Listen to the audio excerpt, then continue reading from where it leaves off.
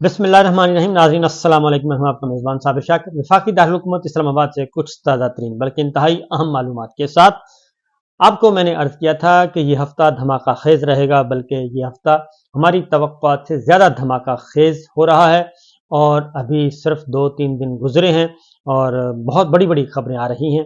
ایک تو supreme court of Pakistan اعلیٰ عدلیہ میں ایک بھونچال، ایک زلزلہ آ چکا ہے اور پوری کی پوری اسلام آباد ہائی کورٹ، اسلام آباد ہائی کورٹ 6 آنریبل ججز نے علم بغاوت نہیں بلکہ علم حق بلند کیا ہے، علم حق اور سچ بلند کیا ہے، اور انہوں نے بہت سارے راز جو پنہاں تھے ان کو فاش کر دیا ہے اور انہوں نے بتا دیا ہے کہ ہمارے ساتھ کیا کیا جا رہا ہے. اس طرف میں بعد میں آتا ہوں، لیکن اس سے پہلے ایک انتہائی اہم خبر، وہ بھی بہت ہی زیادہ ضروری ہے کیونکہ جوڈیشری میں ارتعاش آ چکا ہے اور اس ارتعاش کی وجہ سے آج جو عمران خان صاحب کا مقدمہ تھا اس کی سماعت نہ ہو سکی، سائفر کیس کی سماعت نہیں ہو سکی. جیسے ہی کمرہ عدالت میں بیرسٹر سلمان صفدر گئے ہیں تو انہیں چیف جسٹس عامر فاروق صاحب نے کہا ہے کہ آج مجھے بلا لیا گیا ہے اور ہم نے جانا ہے سپریم کورٹ، اس لیے آج کیس کی سماعت نہیں ہوگی. 45 منٹ مانگے سلمان صفدر صاحب نے، لیکن انہوں نے کہا کہ نہیں، ابھی ہمیں نکلنا ہے، کیونکہ واقعی اس چیف جسٹس عامر فاروق صاحب اسلام آباد ہائی کورٹ کے ان کے لیے کافی مسائل پیدا ہو چکے ہیں اگر سمجھا جائے تو.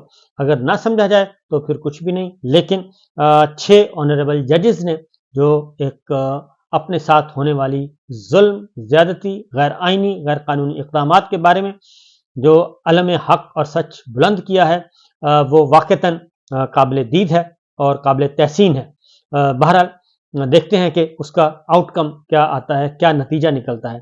اب آتے ہیں عمران خان صاحب کی طرف، کیونکہ اس سے زیادہ ضروری ہے، کیونکہ اس پہ میں کافی ڈیٹیل ڈسکشن کر چکا ہوں لائیو سیشن میں، وہ جا کے آپ سن لیں تو کافی اس میں معلومات مل جائیں گی. بہرحال آج عمران خان صاحب اور بشرا بی بی، آج مقدمہ تھا القادر ٹرسٹ کا. اس میں جہاں تک کیس کی تعلق ہے تو القادر ٹرسٹ میں سرکاری گواہان جو آ رہے ہیں انہوں نے کافی حد تک یہ باتیں تسلیم کر لی ہیں کہ عمران خان صاحب نے القادر ٹرسٹ سے کسی قسم کا کوئی مالی منفعت، کوئی مالی فائدہ ڈائریکٹ اور انڈائریکٹ نہیں اٹھایا اور نہ ہی ان کو مستقبل میں ایسا کوئی فائدہ پہنچے گا، نہ ہی انہوں نے اور نہ ہی بشرا بی بی نے. اس لیے اس کیس میں جان کچھ بھی نہیں ہے. آگے بڑھتے ہیں. بشرا بی بی نے آج اڈیالہ جیل میں گفتگو کی ہے اور انہوں نے واضح طور پر عمران خان صاحب کی زندگی کے حوالے سے بہت ہی امپورٹنٹ ڈسکشن، بہت ہی اہم سٹیٹمنٹ دی ہے، وہ بہت ہی نپے تلے الفاظ میں دی ہے. انہوں نے کہا ہے کہ جو رانا ثناء اللہ کی جانب سے عمران خان صاحب کی صحت سے متعلق بیان دیا گیا ہے وہ بالکل جھوٹ ہے. عمران خان صاحب، انہوں نے کہا کہ میں بتانا چاہتی ہوں کہ عمران خان ذہنی اور جسمانی طور پر مکمل طور پر فٹ ہیں. اگر عمران خان کو کچھ ہوا تو اس کے ذمہ دار 3 لوگ ہوں گے، اور 3 لوگ کیوں ہوں گے اس کی وجہ بھی انہوں نے بتا دی. انہوں نے کہا کہ army chief general Asim Munir, D G ISI Nadeem Anjum اور D G C Faisal Naseer اس کے ذمہ دار ہوں گے، اور انہوں نے کہا کہ میری گزارش ہے کہ وہ عمران خان کی جان کی حفاظت کریں. اس کی وجہ ان تینوں شخصیات کا نام کیوں لیا گیا؟ ان تینوں شخصیات کا نام، تینوں اتھارٹیز کا نام اس لیے لیا گیا کہ جو زمان پارک ہوا، اس کے بعد زمان پارک میں 2 آپریشن ہوئے، پھر وزیر آباد میں ان پہ قاتلانہ حملہ ہوا، اور اس وقت وزیر داخلہ تھے رانا ثناء اللہ صاحب، اور رانا ثناء اللہ صاحب مسلسل ٹی وی ٹاک شوز میں آ کے یہ بتا رہے ہیں کہ عمران خان کا وجود کو ختم کر دینا چاہیے. جب وہ یہ کر رہے ہیں، پھر 9 مئی کے حوالے سے بھی ایک آ چکا ہے مسلم لیگ نواز کی طرف سے، جاوید لطیف صاحب کی طرف سے، اس میں محسن نقوی صاحب کی طرف انہوں نے اشارہ کیا. اور یہ جو سارے معاملات ہیں ان کی وجہ سے نقصان کون پہنچائے گا، لیکن انہوں نے کہا کہ نقصان کیسے اور کب پہنچے گا. ذمہ دار جنرل عاصم منیر، ندیم انجم اور فیصل نصیر اس لیے ہوں گے کہ ان کی ذمہ داری ہے، کیونکہ انگلیاں ان کی طرف اٹھیں گی اور اس لیے انہی کی ذمہ داری ہے کہ وہ ان کی حفاظت کریں، عمران خان کی جان کی حفاظت کریں. اگر عمران خان کو کچھ ہوا تو عوام انہیں نہیں چھوڑے گی. عمران خان نے نہ اقتدار اور نہ اس کے بغیر کبھی کسی کو نہ نقصان پہنچایا اور نہ کسی کو مارنے کا کہا. عمران خان کے خمیر میں بدلہ لینا نہیں ہے. بشرا بی بی کہہ رہی ہیں مسلمان کسی سے بدلہ نہیں لیتا. میں اڈیالہ جیل آئی تھی آئی تھی، میں جو شہد کھاتی ہوں اس میں کچھ ملا دیا گیا ہے، میں نے وہ سارا شہد کھا لیا، زندگی موت اللہ کے ہاتھ میں ہے، ان چیزوں سے کیا فرق پڑتا ہے، جو کچھ بھی کر لیں یہ عوام میں چلنے کے قابل نہیں رہیں گے، حالات بہتری کی جانب جا رہے ہیں تو رانا ثناء اللہ کی جانب سے ایسا بیان نہ دیا جاتا، چیزیں جو ہیں وہ بہتری کی طرف جانا چاہیے تھا مگر جا نہیں رہی، انہوں نے کہا کہ حالات خراب ہیں۔ عمران خان عوام اور ملک کے لیے جیل کے اندر ہیں، عوام کو چوروں کا ساتھ نہیں دینا چاہیے، اور عمران خان چاہتے تو وہ بنی گالہ میں آرام کی زندگی گزار رہے ہوتے۔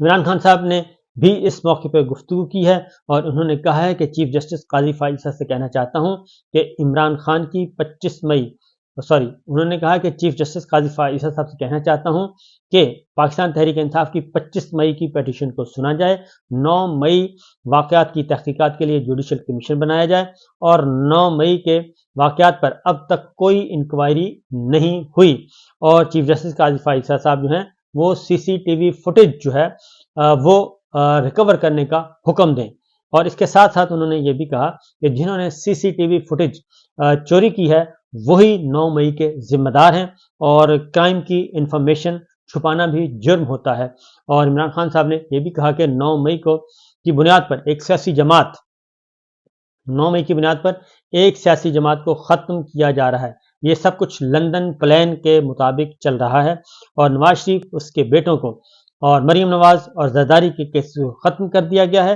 نواز شریف نے توشاخانہ سے 6 لاکھ میں مرسڈیز خریدی، مرسڈیز گاڑی لی، زرداری نے توشاخانہ سے 3 گاڑیاں لیں، اور جو کہ قانونی طور پر درست نہیں تھا اور وہ نہیں لی جا سکتی تھی۔ کرپشن کی کتابوں والوں کو کلیئر کیا جا رہا ہے، اور آج انصاف نہیں ہے، جس کی لاٹھی اس کی بھینس والی صورتحال ہے۔ عمران خان صاحب نے کہا کہ 8 فروری پر بھی جوڈیشل انکوائری ضروری ہے، اور ان کی انکوائری کروائی جائے، یعنی کہ عام انتخابات۔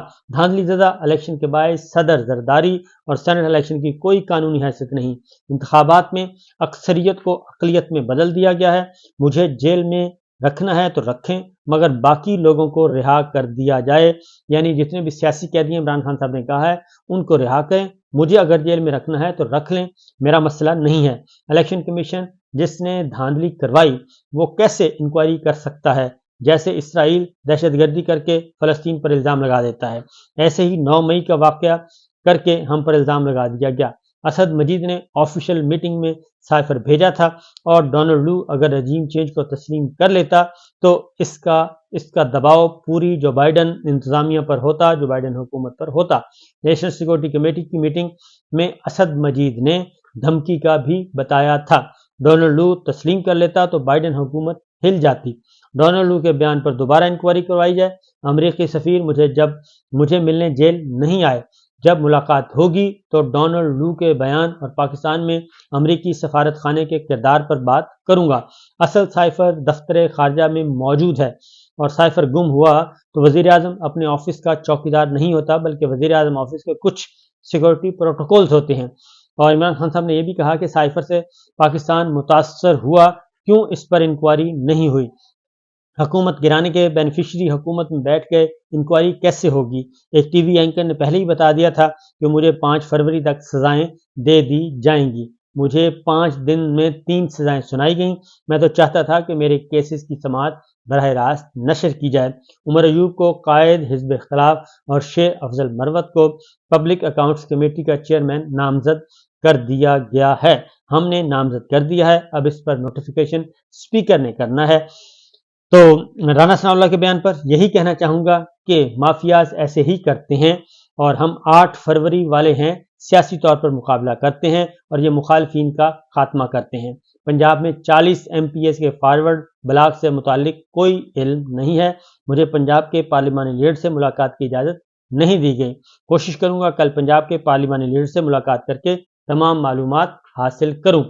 تو یہ تو عمران خان صاحب اور بشرا بی بی کا ایک گفتگو، بڑے عرصے کے بعد ان کا انٹریکشن ہوا اور انہوں نے یہ گفتگو کی ہے۔ بشرا بی بی کا میں آپ کو بتا چکا ہوں کہ وہ واضح طور پر ایک پوائنٹ آف ویو اپنا دے چکی ہیں۔ اس کے ساتھ ساتھ پاکستان تحریک انصاف نے خفیہ ایجنسیوں یعنی کہ جو ججز نے خط لکھا ہے اس کے بارے میں اپنا پوائنٹ آف ویو دے دیا ہے۔ خفیہ ایجنسیوں کی عدالتی امور میں غیر قانونی اور غیر آئینی مداخلت کے حوالے سے اسلام آباد ہائی کورٹ کے 6 ججز کے چیف جسٹس آف پاکستان کو لکھے گئے خط کے بارے میں پاکستان تحریک انصاف نے کہا ہے کہ خط کے مندرجات نہایت ہوشربا، پریشان کن اور تشویشناک ہیں اور چیف جسٹس آف پاکستان اس بارے میں فوری طور پر نوٹس لیں اور اس پہ کارروائی کریں۔ ہائی کورٹ کے ججز کے مراسلے نے خفیہ ایجنسیوں اور ریاستی اداروں کی غیر قانونی اور غیر آئینی سرگرمیوں کے حوالے سے عمران خان اور تحریک انصاف کے موقف کی صداقت پر مہر تصدیق ثبت کی ہے۔ وزیر اعظم عمران خان سمیت تحریک انصاف کے سابق وفاقی وزراء اور مرکزی رہنماؤں کے گھروں پر اسی طرح جاسوسی کے آلات لگائے گئے جس کی شکایت خط میں کی گئی ہے۔ گزشتہ 25 برس کے دوران بالعموم، جبکہ پچھلے 23 ماہ کے دوران ان ایجنسیوں اور اداروں کی غیر دستوری سرگرمیوں سے پاکستان آئین اور قانون کے بنیادی انسانی حق اور جمہوریت کا مقتل بن کر رہ گیا ہے۔